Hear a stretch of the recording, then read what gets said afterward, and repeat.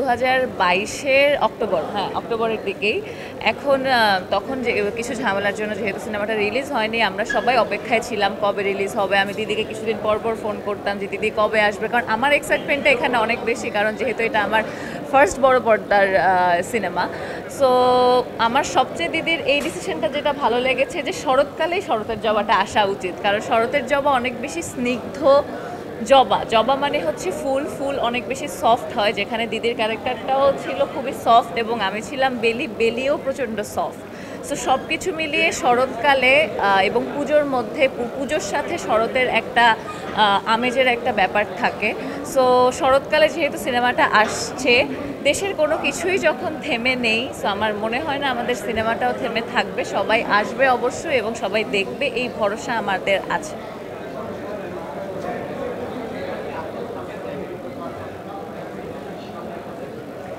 সবসময়ই চেয়েছি সিনেমাতেই থাকতে, কারণ আমি তো বিজ্ঞাপন, আমার হচ্ছে সর্বপ্রথম মডেলিং দিয়ে শুরু হয়েছিল, তারপর বিজ্ঞাপন, তারপরে হচ্ছে আমি অপেক্ষা করছিলাম যে আমি একটা সিনেমা দিয়ে শুরু করতে চাই, সিনেমা দিয়ে শুরু করতে চাই। দেন আমার চরকিতে একটা ওয়েব ফিল্ম দিয়ে আমার শুরু।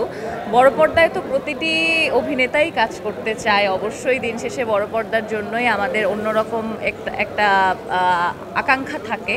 সেখান থেকে আমি ক্যারিয়ারের এত তাড়াতাড়ি বড় পর্দায় অভিষেক করতে পেরেছি, এটা আমি আমার ভগবানের কাছে অনেক অনেক অনেক কৃতজ্ঞ এটার জন্য। আমি আজীবন সিনেমাটার সাথেই থাকতে চাই, জীবনের শেষ নিঃশ্বাস ত্যাগ করা পর্যন্ত, কারণ অভিনয়টা করতে ভালোবাসি। আমি যখন অভিনয়ের মধ্যে থাকি, একটা ক্যারেক্টারের মধ্যে যখন থাকি, আমি তখন আর নিদ্রা থাকি না।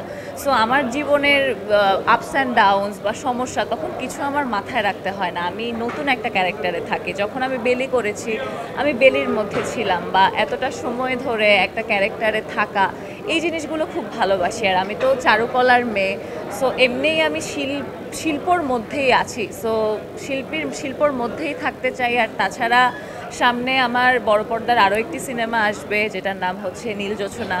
ওটারও শুটিং শেষ হয়েছে। তাছাড়া চরকির আরও কয়েকটি প্রজেক্ট আমার সামনে চলছে। আশা করি এটি ভালো লাগলে আপনারা আমার নেক্সট কাজগুলোও দেখবেন।